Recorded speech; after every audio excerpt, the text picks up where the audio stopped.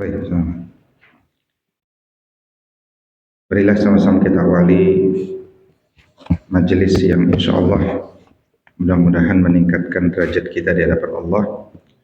Jangan lupa juga menghadirkan niat untuk i'tikaf menunggu waktu syuruk dan niat bersilaturahim dan niat-niat lainnya yang mudah-mudahan membuat kita dan hidup kita menjadi semakin berkah. Bismillahirrahmanirrahim. Allahumma inna nas'aluka ilman nafi'an wa rizqan tayyiban wa amalan mutaqabbala. Allahumma anfa'na bima 'allamtana wa 'allimna bima yanfa'una wa zidna ilma. Amin ya Allah ya rabbal alamin. Sahabat seperjuangan menuju jannah, uhayyikum jami'an bi tahiyyatil islamil khalidah wa tahiyyatul islami salam. Assalamualaikum warahmatullahi wabarakatuh. Alhamdulillahi rabbil alamin wa bihi nasta'inu ala umurid dunya waddin. Ashhadu an la ilaha illallah wa ashhadu anna Muhammad Rasulullah. Allahumma fasalli wa sallim wa barik ala sayyidina Muhammad sayyidil mursalin wa ala alihi wa sahbihi ajma'in, amma ba'du. Apa kabar Bapak Ibu semuanya? Gus Pur sehat? Alhamdulillah. Duduknya kita harus karena kepasrahan kita kepada Allah. Karena Allah Subhanahu wa taala memerintahkan kita untuk menyiapkan waktu untuk mentadabburi isi Al-Qur'an. Quran surat Shad surat 38 ayat 29, Allah Subhanahu wa taala berfirman, a'udzubillahi minasyaitonir rajim. Kitabun anzalnahu ilaika mubarakun liyadabbaru ayatihi wa liyatazakkara ulul albab. Kitab Al-Quran ini diturunkan kepadamu wahai Muhammad dengan penuh keberkahan untuk ditadabburi, ditazakkuri orang-orang yang cerdas akalnya. Karena itu sumber kecerdasan manusia itu adalah Al-Quran. Cara membuat diri kita dan anak-anak kita cerdas adalah mendekatkannya dengan Al-Quran. Mendekatkannya bukan sekedar membuat anak kita menghafal isinya, tapi juga memahami kandungannya. Tapi sebelum mendorong anak kita memahami kandungannya, kita sendiri yang harus memulai untuk diri kita sendiri. Tapi kalau kita hanya senang membaca Al-Quran, mengkhatamkan bacaannya, atau menghafalkan ayat-ayatnya semata tanpa ingin mengetahui kandungannya, maka Allah Subhanahu wa taala menjelaskan kebiasaan itu adalah diibaratkan seperti apa, Ustaz Nofik? Seperti keledai. Ya, seperti keledai. Jadi generasi penghafal Quran itu bisa jadi generasi keledai. Kalau dia dijebak atau terjebak dalam cara pandang, yang penting saya hafal, tapi saya nggak pernah mau tahu isinya.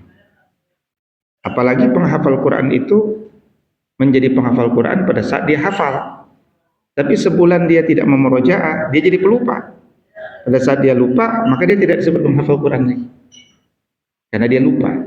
Nah, maka konsekuensi positif seorang penghafal Quran, dia adalah terus memurojaah apa yang dihafal.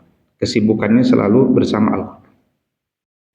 Nah, sahabat yang saya cintai karena Allah Subhanahu wa taala, di antara yang menarik dari isi Al-Quran itu, wabil khusus kalau kita lihat 114 surat Al-Quran, ternyata ada satu surat yang diberikan nama surat Ali Imran, dan dia masuk pada tertib ketiga setelah surat pembuka, setelah surat sapi betina, dan kemudian surat ketiga itu adalah surat keluarga Imran. Apakah Imran seorang nabi? Tidak. tapi namanya terpatri menjadi salah satu nama surat karena pasti ada pelajaran besar. Di antara pelajaran besar itu, kemungkinan yang zohir kita ketahui adalah satu kesabaran. Kesabaran berharap anak yang soleh. Kesabaran untuk memiliki anak yang diidam-idamkan setiap orang yang berkeluarga. Nah, maka bagaimana sikap beliau dan seterusnya, ini menjadi menarik. Artinya, kita tidak perlu menjadi seorang nabi untuk menjadi orang yang mulia. Karena banyak orang-orang mulia telah dimuliakan Allah bukan karena kenabian, tapi karena dia menjalankan fungsi yang dibebankan kepadanya, di antaranya fungsi kesuamian dan fungsi keayahan. Ya, fungsi keayahan kita bisa lihat pada Luqman dan Imran. Fungsi kesuamian juga kita bisa lihat pada Imran, Nuh, Lut, dan seterusnya. Atau Ibrahim. Kita buka Quran surat Ali Imran, surat ketiga ayat 33.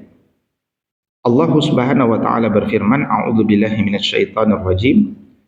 Innallaha hastafa, sesungguhnya Allah telah memilih Adam wa Nuhan wa ala Ibrahim wa ala Imrana alal alamin. Allah telah memilih Nabi Adam, Nabi Nuh, keluarga Ibrahim dan keluarga Imran di atas seluruh makhluknya. Memilih apa? Memilih bahwa mereka adalah di antara sosok-sosok yang harus kita perhatikan. Dari 4 nama ini jelas Nabi Adam Nabi, Nabi Nuh Nabi, Nabi Ibrahim Nabi. Tapi Imran bukanlah Nabi, tapi namanya terpatri dalam rangkaian nama-nama yang mulia. Ya, ini menunjukkan ada kemuliaan yang besar dari beliau, sehingga beliau pun mendapatkan kemuliaan yang besar. Nah, ketika Allah Subhanahu wa taala menjelaskan kami telah memilih Adam, berarti kita harus perhatikan bagaimana Adam dalam hidupnya. Apa kelebihan kekurangannya, apa tazkirah buat kita. Ketika kita membaca Nabi Nuh juga demikian, apalagi Ibrahim. Kita di bulan Zulhijjah, sekian banyak kisah-kisah tentang Nabi Ibrahim kembali diingatkan Allah. Nah, ketika masuk bulan Muharram, tetap ada kisah Ibrahim di sana. Apa? Kalau kita ingat Muharram, ingat kisah apa tentang Ibrahim?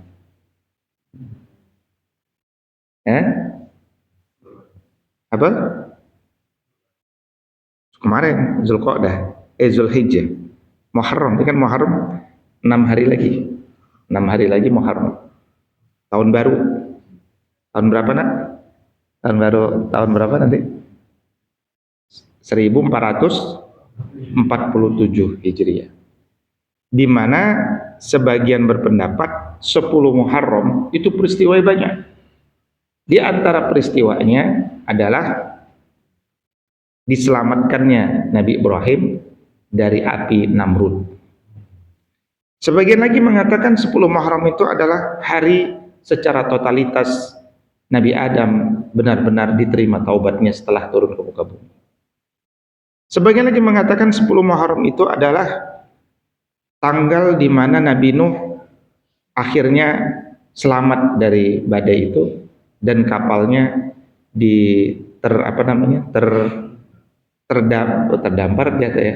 tersangkut di Bukit Judi. Nah, Bukit Judi itu sebagian mengatakan di Turki, sebagian lagi mengatakan di Yordania. Ya, ini kemuliaan Muharram. Dan kemudian disebutkan pada ayat berikutnya, zurriyatan ba'duha min ba'd. Perhatikan keturunan-keturunan mereka. Wallahu sami'un alim. Allah Maha mendengar lagi Maha mengetahui. Kita ini semuanya keturunan Adam alaihissalam. Tapi kemaksiatan itu bahkan sudah muncul pada generasi pertama dari Nabi Adam alaihissalam, yaitu dari Qabil, ya. Nah, jadi itu menjelaskan bahwa manusia itu tidak butuh waktu lama untuk punya potensi bermaksiat kepada Allah. Maka perhatikan zuriyahnya Adam alaihissalam.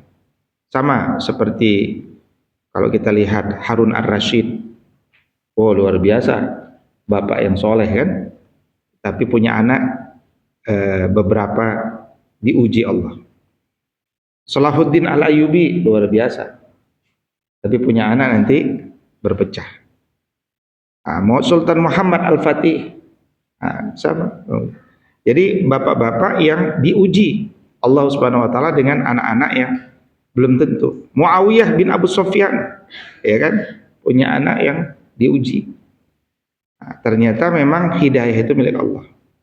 Tapi juga ada sosok-sosok seperti Ibrahim yang punya anak Ishak dan Ismail, gitu kan. Itu kehidupan. Tapi keluarga Imran adalah keluarga yang sangat layak untuk kita kisahkan kepada diri kita dan juga istri dan anak-anak kita. Ya, karena ada pelajaran yang banyak dari hal ini. Dan keturunan Imran itu secara tegas dijelaskan adalah Maryam. Maka disebut wa Maryam ibnata Imran. Atau dibaca disambung wa Maryam ibnata Imran. Maryam itu binti Imran. Maryam itu anak perempuannya Imran. Dan anak perempuannya ini adalah contoh anak perempuan yang qanitat sholihat allati ahsanat farjaha. Dia pintar menjaga kemaluannya. Fanafakhna fihi mir ruhina. Karena itulah dia jadi perempuan pilihan. Nanti di surga dia akan jadi satu di antara 4 pemimpin surga. Dan kepada fisik dari wanita yang mulia inilah kami tiupkan ruh ke dalamnya, sehingga akhir nanti dia memiliki anak tanpa sebab biologis yang ada. Dan kalau kita buka surat At-Tahrim, itu semua kisah ada di sana. Kita mau bicara kisah keluarga yang suaminya solih, istrinya tolihah. Siapa itu? Nuh dan Lut. Wa daraballahu, dan Allah membuat permisalan dari keluarga Nuh, dari keluarga Lut, karena istrinya fakhanatahuma, berkhianat kepada suaminya. Padahal suaminya Nabi, dia tidur bersama Nabi, tapi dia berkhianat kepada suaminya yang mulia itu. Ya, jadi kalau hari ini banyak perempuan-perempuan yang berkhianat kepada suaminya, padahal suaminya solih, suaminya nggak perlu sedih berkepanjangan, karena Nabi saja dikhianati, ya kan? Kita Nabi bukan, istri berkhianat kepada kita, tapi tentu kita berlindung kepada Allah. Yang hadir ini punya istri-istri berkhianat kepada antum. Dan berkhianat yang dimaksud dalam ayat tentang kepada Nuh dan Lut bukan dia main laki-laki lain, tapi berkhianat dengan spirit dakwahnya Nabi Nuh dan Nabi Lut. Dia tidak membersamai, tidak menjadi pendukung dakwah daripada suaminya. Nah, kemudian di dalam surat At-Tahrim ini juga dijelaskan ada suami yang tolih tapi istrinya solihah. Keluarga siapa tuh?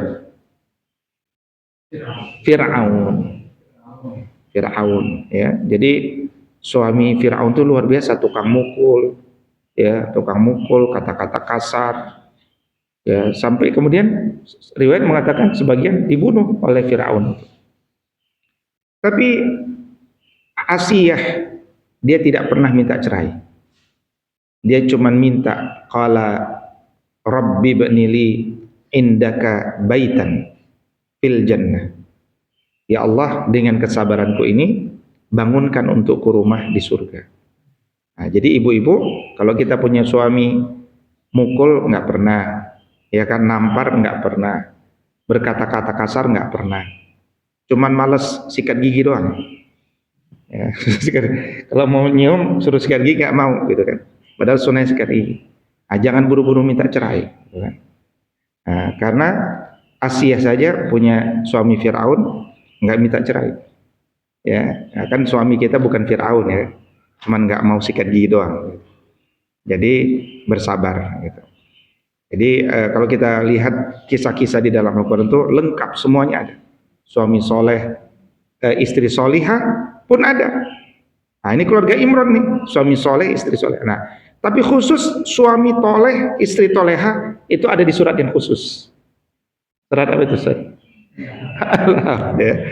Itu khusus untuk suami toleh, istri toleha. Itu surat Maryam, surat Al-Lahab, gitu kan? Padahal istrinya jamilah jiddan, tapi kecantikan itu tidak bergaris lurus dengan kecantikan inner beauty, kecantikan dari dalam. Ya. Nah maka Maryam itu anaknya Imran, dipuji dengan pujian yang luar biasa dalam surat Ali Imran ayat 42-43.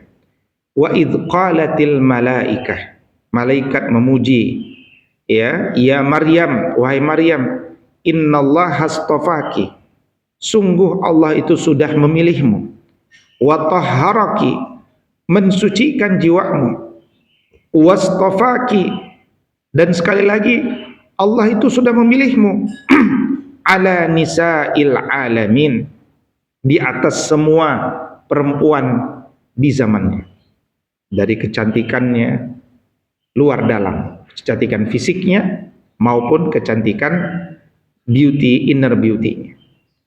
Ya Maryam, wahai Maryam, uqnuti li rabbik, sujudlah engkau kepada Rabbmu, wasjudi, ya uqnuti itu bisa taatlah ya kepada Rabbmu, wasjudi, dan sujudlah, ya warka'i, dan rukuklah, ma'ar raki'in, bersama orang-orang yang rukuk.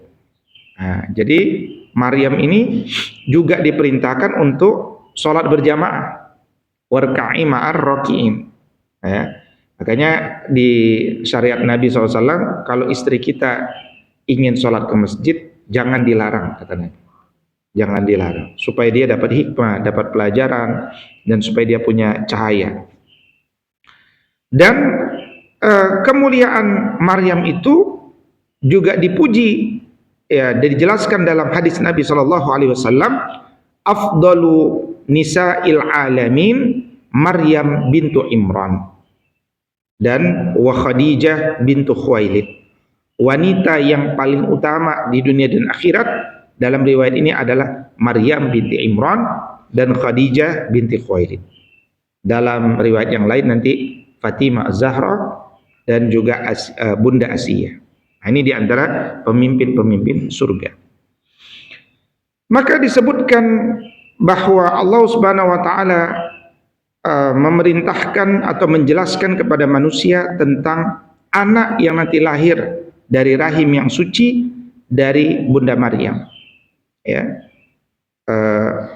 Bunda Maryam ini kalau di Museum de Louvre Prancis itu ada foto dan ada selendang.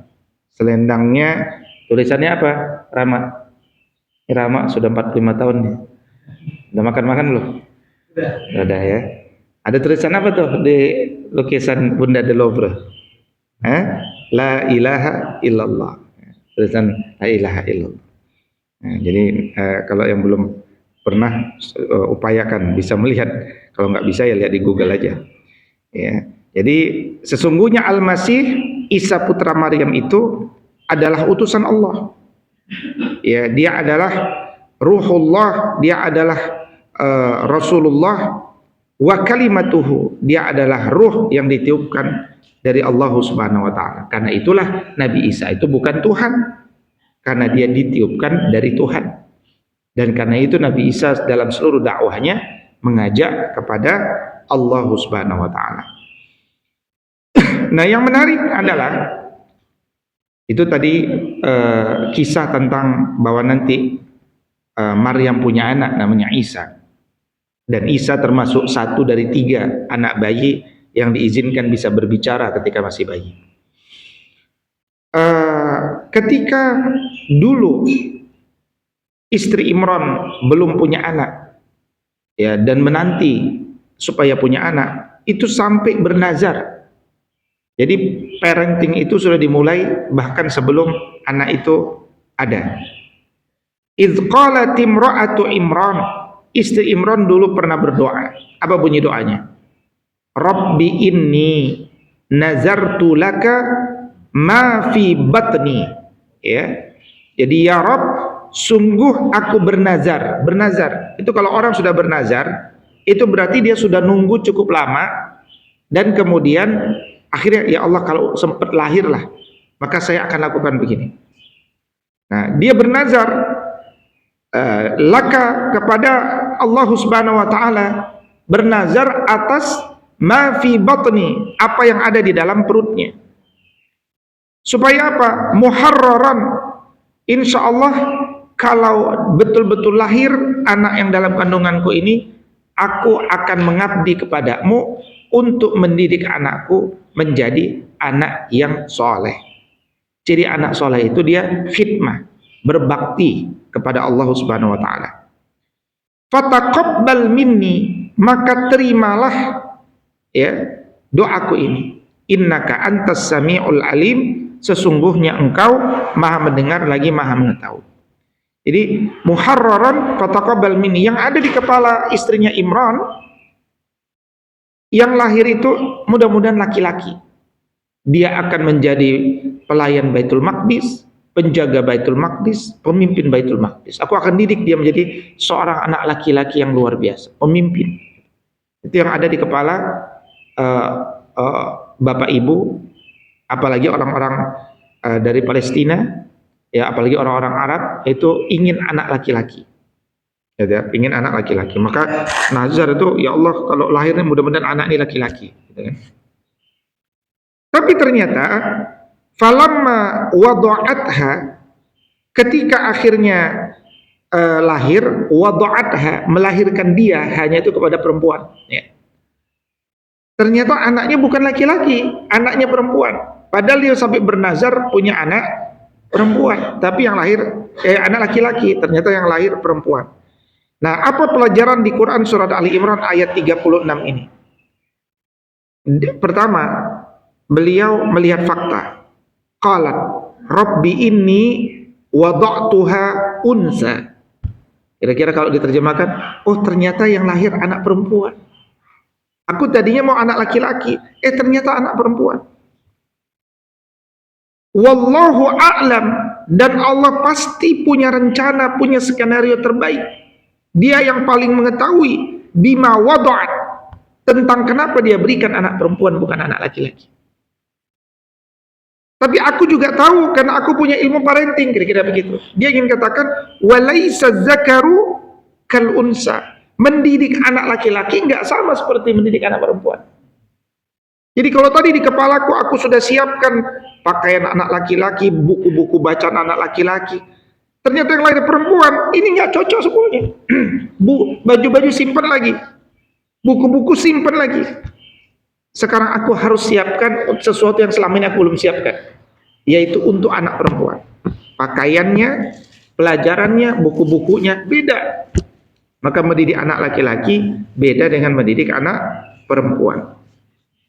Yang menarik, beliau mudah switch over, mudah men-switch paradigma dia. Gak ada masalah kok. Meskipun aku mintanya anak laki-laki, dikasihnya anak perempuan, gak ada masalah. Allah lebih tahu. Rubah dengan mudah. Gak pakai baper, gak pakai menyesal, gak pakai bertanya, kenapa ya Allah engkau berikan anak perempuan, kenapa tidak laki-laki seperti doaku? Tidak ada. Tidak ada pertanyaan orang-orang soleh pada semua takdir Allah. Ya, pada semua takdir Allah. Ya, kayak kemarin ada yang bertanya kepada saya lewat WhatsApp, Ustaz, saya sudah mencoba bayi tabung 4 kali. 4-4-nya gagal semua. Dan yang bayi tabung yang keempat baru saja gagal sekitar 3 atau 4 hari yang lalu. Mohon nasihati saya supaya saya tetap. Kenapa? Karena saya sudah banyak bersedekah, sudah banyak berdoa, sudah banyak berbuat baik. Tapi kenapa Allah tidak mengabulkan doa saya? Kenapa gagal? Nah, jadi kalau kita membaca kisah-kisah itu sebenarnya mudah jawabannya. Iya kan? Saya katakan, ya bukti saya bilang, antum bukan nabi. Nabi Ibrahim alaihissalam setelah nikah langsung berdoa minta punya anak. Dan terus berdoa, dan Allah belum kabulkan doa beliau sampai usia 86 tahun. Ya kan? Nanti belum dikasih anak, bahkan belum 11 tahun. Baru beberapa tahun. Nabi Ibrahim doanya lebih layak dikabulkan daripada Uti. Tapi beliau tidak pernah mengeluh. Dan kebaikan Ibrahim, sedekahnya, amalnya, khidmahnya lebih berkualitas daripada Uti, pasti. Tapi beliau tidak pernah mengeluh. Kenapa aku banyak bersedekah, banyak sujud dan ruku, punya umat, tapi engkau tidak kabulkan doa? Tak pernah Nabi Ibrahim bertanya. Kenapa? Karena Nabi Ibrahim orang yang paling sadar, tugas kita berdoa. Semua takdir milik Allah. Allah yang maha mengetahui hamba-hambanya. Nah, ini kalau kita punya kisah itu, linusabbita bihi fuadak, dia akan meneguhkan fuad, lapisan ketiga dari jiwa-jiwa manusia itu. Ya. Nah, maka kemudian langkah pertama kalau dia tahu anaknya perempuan, kasihlah nama perempuan. Wa inni samaituha. Maka aku pun memberikan dia nama Maryam. Di Maryam, Ismail, Yahya, ya Ibrahim itu bukan nama-nama yang biasa dipakai orang Arab. Karena memang belum ada orang Arab di masa dulu. Ya, orang Arab itu pasir. Ya, Arab itu artinya pasir. Nah, yang ada dulu orang Palestina, Yaman. Ya, pertemuan Palestina sama Yaman yaitu Bani Jurhum. Lahirlah anaknya Ismail. Ya. Jadi Ismail itu menikah sama, lahirlah orang Arab. Orang Arab kan keturunan Ismail. Ya, Ismail itu adalah berarti orang Arab itu perpaduan antara Palestina dan Yaman. Ya, Bani Jurhum. Orang Arab masih kosong dulu, nggak ada orang Arab. Kemudian, nah itulah sekelumit tentang pelajaran-pelajaran dilihat dari sosok hasilnya, dilihat dari sosok ibunya. Jadi sangat wajar kalau Maryam pun kemudian akhirnya menjadi sosok wanita yang luar biasa karena dia punya ibu luar biasa.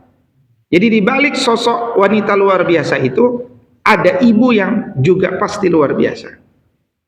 Maka wahai Muhammad, wazkur fil kitab Maryam, ceritakan kisah Maryam ini yang ada di dalam Quran, ceritakan sama umatmu.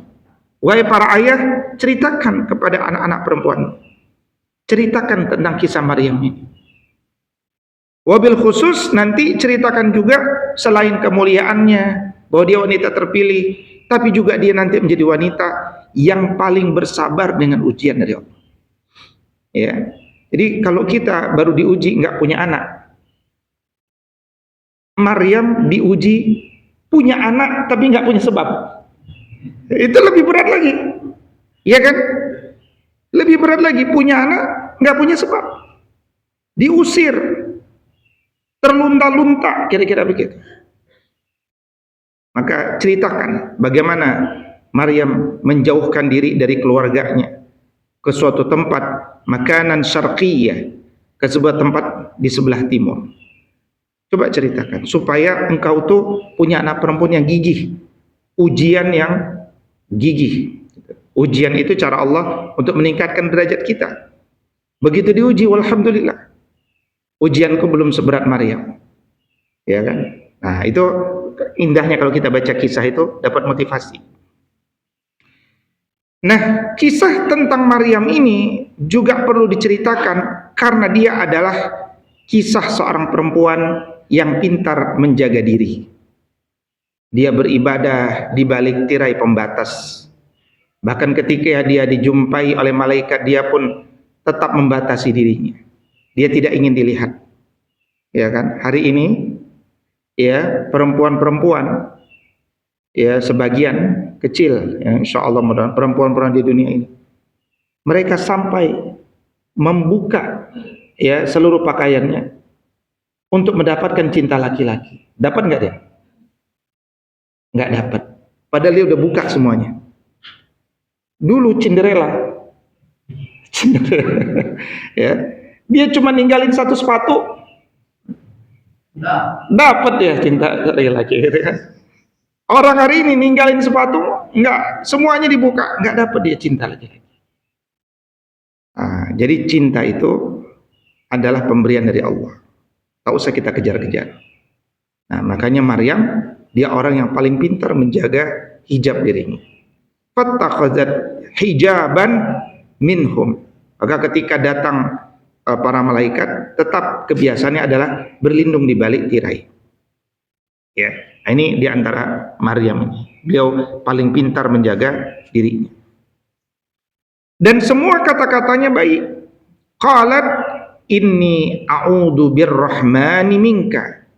Aku berlindung kepada Rabb yang Maha Pengasih dari kalimat yang datang kepadamu ini. In kunta taqiyya. Kalau memang betul kalian ini orang bertakwa, kan ada perempuan didatangi laki-laki kan, terus laki-laki itu ngomong, kamu itu nanti akan hamil. Ya, dia kan terkejut dia, ini siapa? Makanya beliau berlindung kepada Allah, a'udzu birrahmani minka in kunta taqiyya. Nah, ini juga menarik ya. Doa perlindungan dulu bukan a'udzu billahi minasyaitonir rajim. Tapi a'udzu birrahmani minka. Aku berlindung kepada Allah yang Maha Pengasih darimu. Ya, engkau ini siapa? Mudah-mudahan in kunta taqiyya. Mudah-mudahan engkau itu adalah orang yang bertakwa. Ya, ini teladan seorang Maryam. Artinya apa? Dia adalah wanita yang paling bisa menjaga kemuliaannya di hadapan laki-laki ganteng. Karena malaikat kalau datang itu pasti ganteng, gitu ya, pasti ganteng. Ya. Sahabat Nabi yang wajahnya sering dimiripkan oleh malaikat itu namanya Dihya Al-Kalbi, ganteng Dihya Al-Kalbi. Makanya sering terkecoh istri Nabi kalau melihat Nabi sedang dialog sama Dihya, oh sama Dihya. Padahal tadi malam Dihya datang, enggak bukan Dihya, malaikat datang. Nah itu pasti ganteng. Tapi beliau sangat menjaga wajahnya untuk melihat langsung. Ya, dia menjaga daripada hijab. Ini wanita ya. Jadi wajahnya itu, ya kecantikannya itu semuanya dipersembahkan untuk nanti calon suaminya.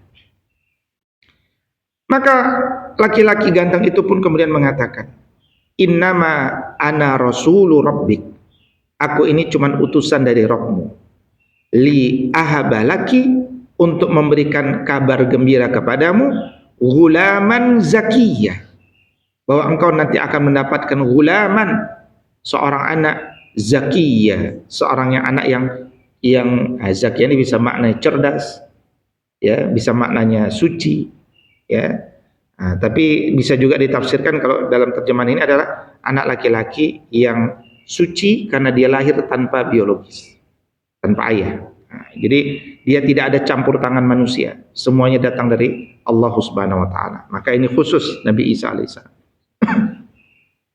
Maka Maryam kemudian bertanya atau merasa apa istilahnya, merasa baper ya, merasa ya dia tidak ada apa-apa, kenapa kemudian ada anak?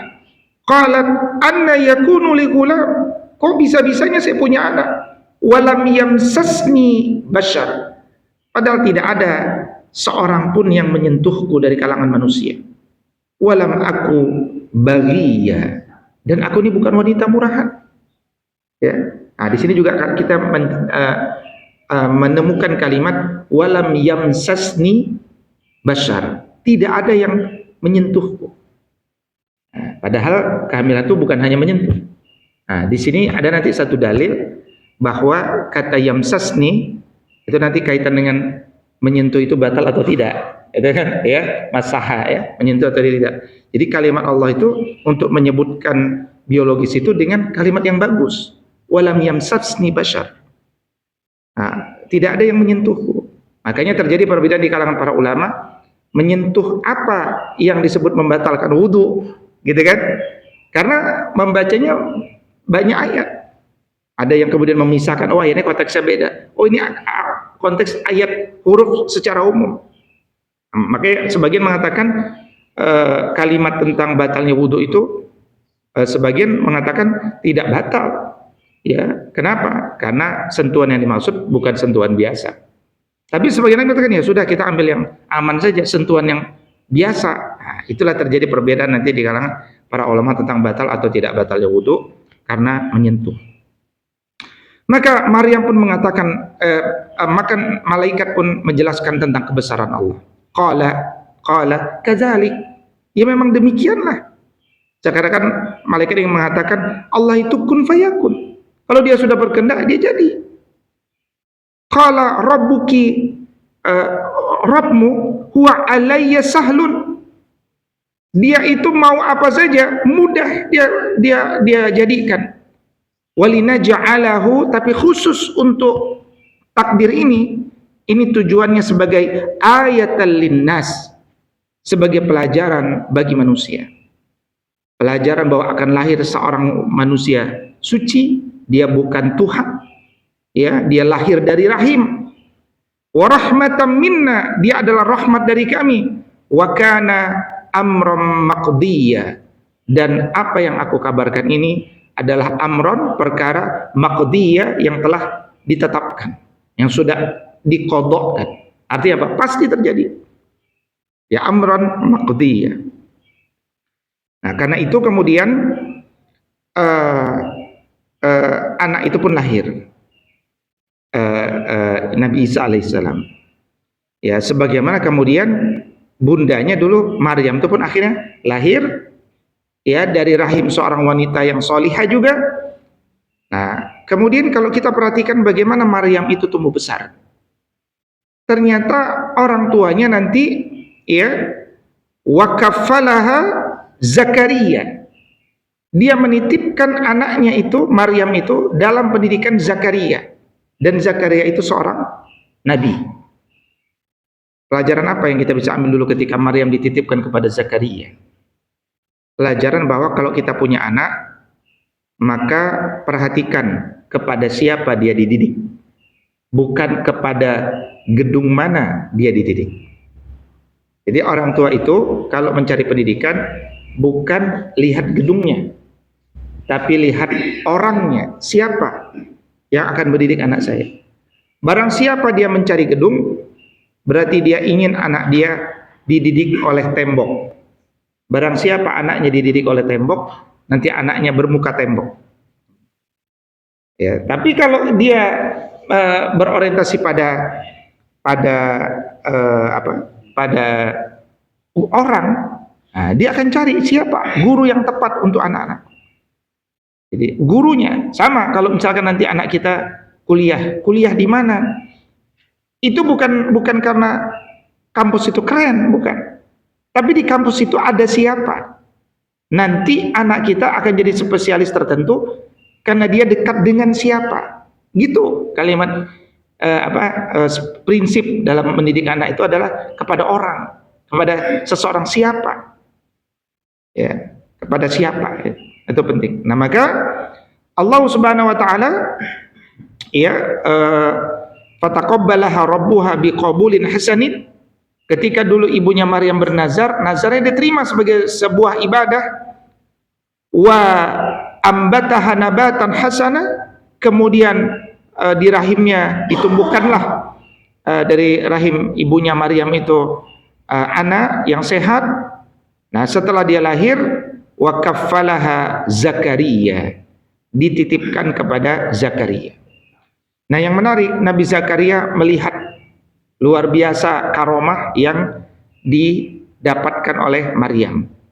Kullama dakhala 'alaiha Zakaria al-mihrab, setiap kali Zakaria masuk ke tempat sujud dan rukuknya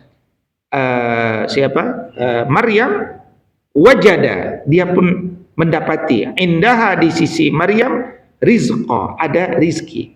Yaitu apa? Ada roti, ya. Ada roti, ada teh manis, gitu kan?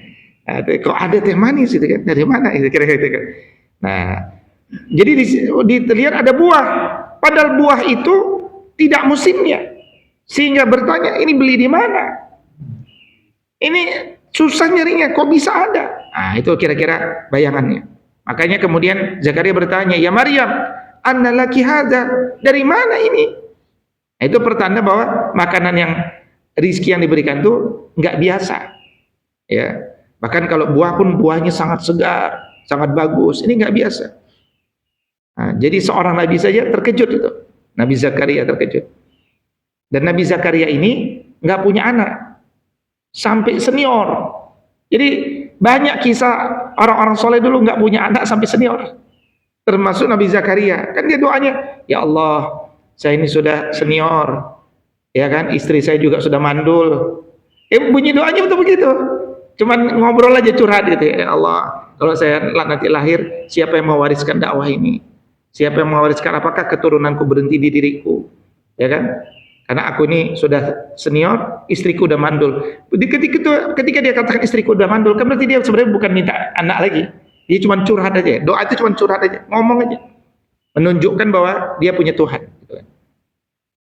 Makanya ketika akhirnya engkau punya anak, masa sih? Lah dia doa, ya beliau doa, begitu dikasih anak, masa sih? Ya udah kalau nggak percaya, aku beri tanda, 3 hari kau nggak bisa ngomong. Nggak bisa ngomong, nggak bisa kan ya? 3 hari, oh bener nih, berarti punya anak. Gitu ya. Lah yang bingung itu dia minta anak, begitu dikasih anak, kok bisa sih? Kan istriku mandul. Kira-kira mungkin malaikat nanya, lah ente ngapain bertanya? Gitu. Ngapain doa? Udah doa, jadi kabulin, gitu kan? Makanya usia Yahya dengan usia Isa itu berdekatan, saudara. Ya, dan nama Yahya itu juga nama yang baru pertama kali menjadi nama dalam sejarah panjang manusia. Yahya itu pertama kali. Dan Yahya itu artinya kehidupan. Isa itu juga kehidupan. Ya. Jadi kehidupan setelah penantian yang lama. Itu makna di balik nama. Ya. Innallaha yarzuqu may yasha'u bighairi hisab. Maka Allah pun menjelaskan, Allah itu kalau udah kasih rizki kepada hambanya enggak pakai batas. Maka kemudian kembali kepada kisah Maryam yang terlunta-lunta, fahamalathu, maka dia pun membawa-bawa anaknya yang hamil besar. Fantabazat bihi makanan qasiyya, maka dia pun bawa ini ke tempat yang jauh. Makanya disebut qasiyya, Masjid Al-Aqsa. Al-Aqsa, Masjid Al-Aqsa itu artinya masjid yang jauh. Ya, Masjid Al-Aqsa, masjid yang jauh. Fa'aja'ahal makhadu ila jiz'in nakhlah. Sampai kemudian rasa sakitnya sangat-sangat, akhirnya dia pun berlindung di bawah pohon. Nah, pohon di Jaziratul Arab kan nggak banyak, pohon mangga nggak ada, gitu kan? Pohon durian nggak ada, gitu kan?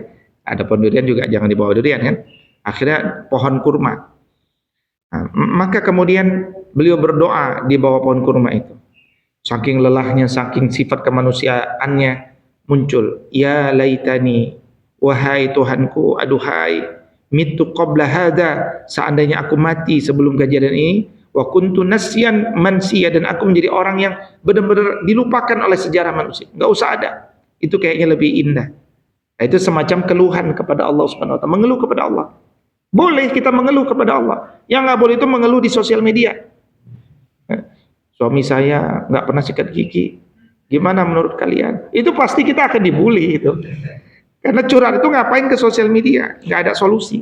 Curhat itu kepada Allah. Boleh curhat kepada, silakan.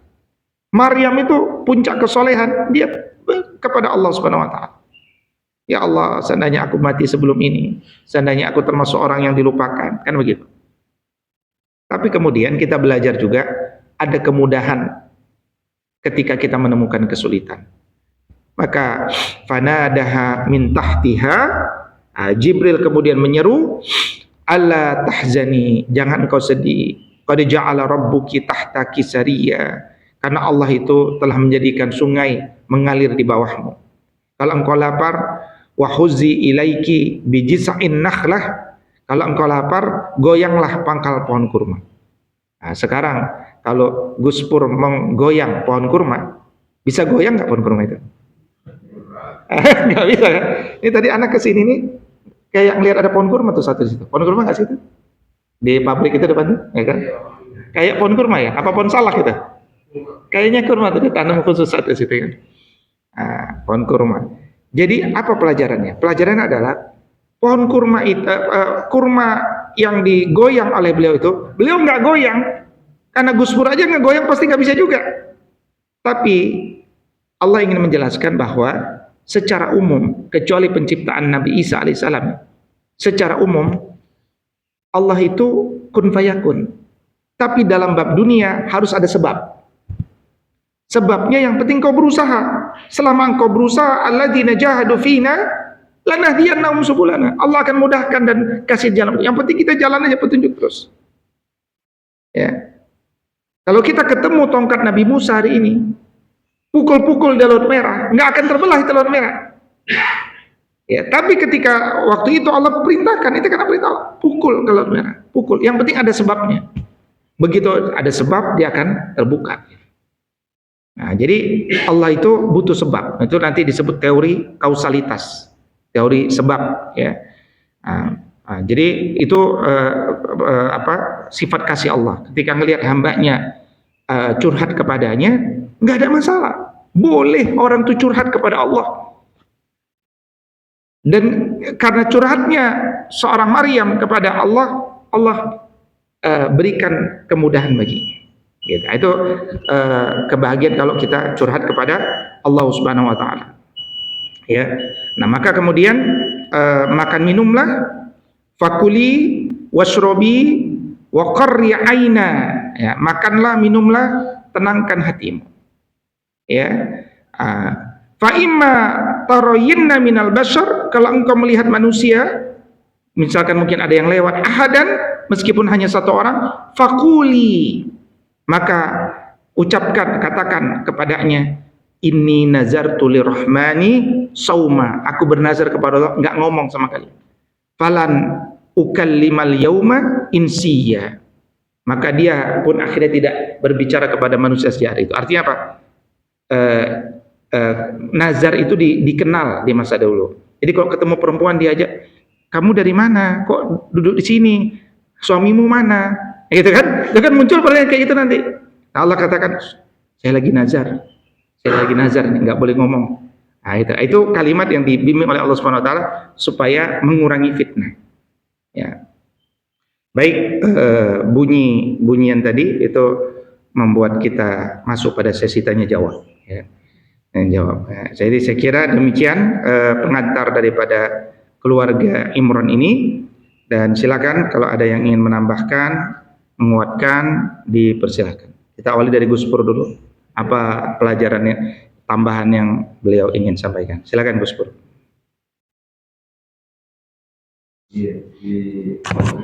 Saya izin minum dulu ya. Kenapa beliau dititipkan ke Zakaria? Itu beliau tidak yakin,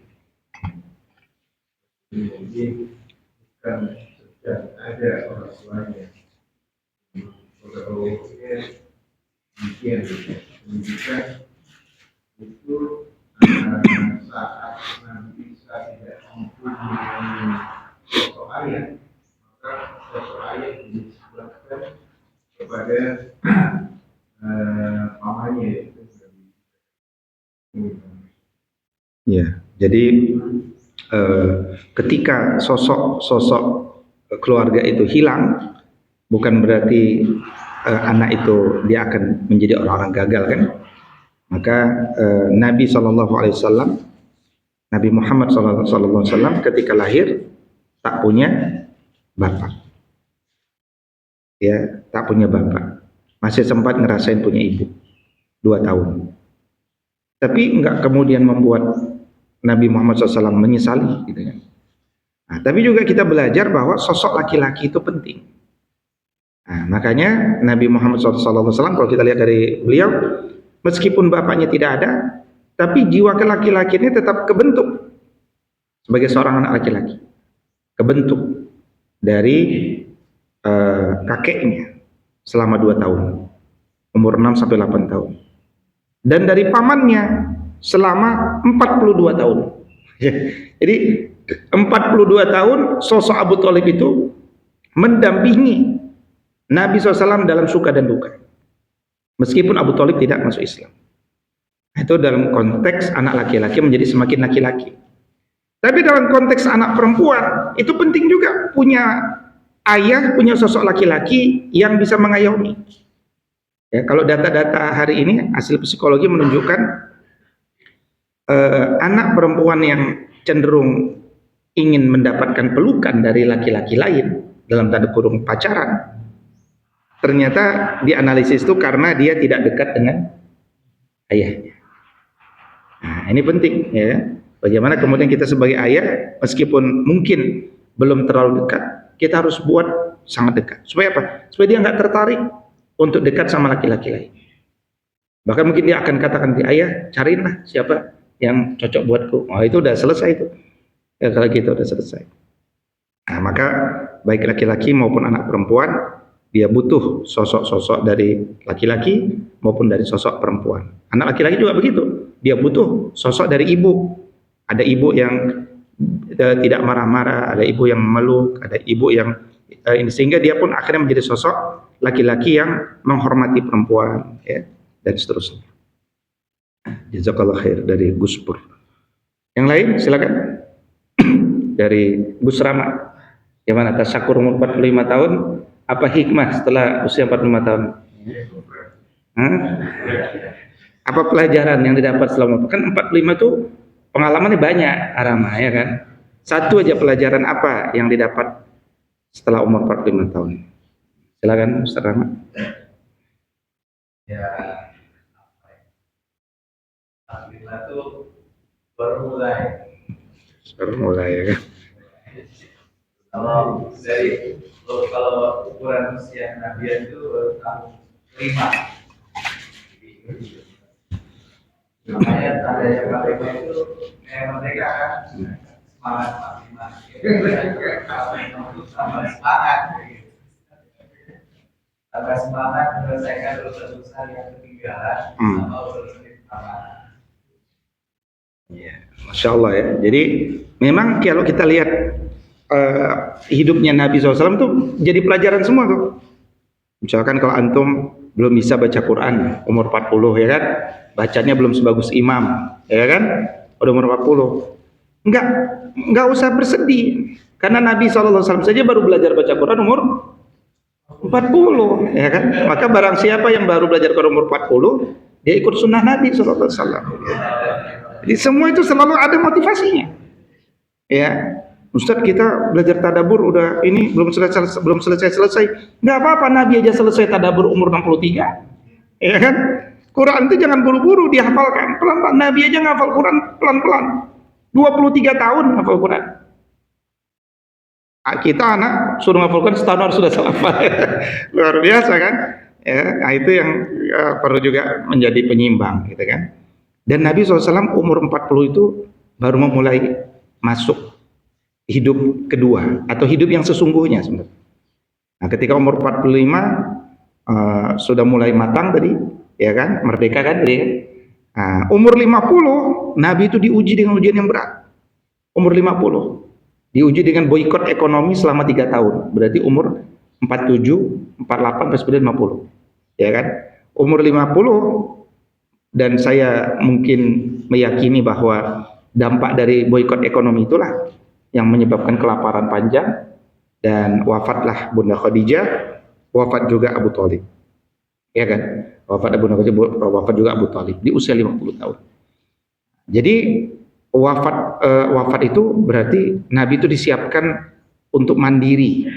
Ya, untuk mandiri dari dua sosok yang mengemong, ya kan? Khadijah mengemong dari sisi perempuan, Abu Thalib mengemong dari sisi laki-laki, gitu kan? Baik, itu tadi dari pertama. Dari yang lain? Ustadz Nofri, silakan. Ustadz Imam, Ustadz Nofri siap-siap dulu ya.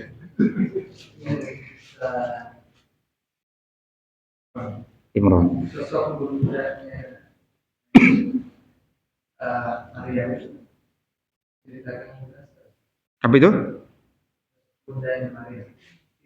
Oh iya iya. Tidak dijelaskan detail namanya tapi ada. Siapa namanya? Hana, ya kan? Nah, tapi detailnya sih nggak ada. Ya sejarah ini kan kita sejarah, tidak ada. Saya tidak tahu. Kirain tadi mau sharing, nanya. Nah, silakan Ustadz Imam, Ustadz Ketua ODKM. Hah? Jadi menarik tadi pada saat pendidikan yang dibutuhkan pada saat pendidikan. Bagaimana cara Nabi Zakaria tentang para pendidikan sehingga terbentuklah sosok atau bagaimana? Itu pertanyaannya. Ya. Ya, ini pertanyaan-pertanyaan yang butuh kitab sejarah detail, ya kan? Nah, yang kita baca di dalam Quran itu dan dalam Sunnah tidak ada. Dalam Qurannya hasil ya, kelihatannya hasilnya. Ya, jadi secara umum kita hanya bisa mengatakan Nabi itu orang yang paling mengerti cara mendidik anak.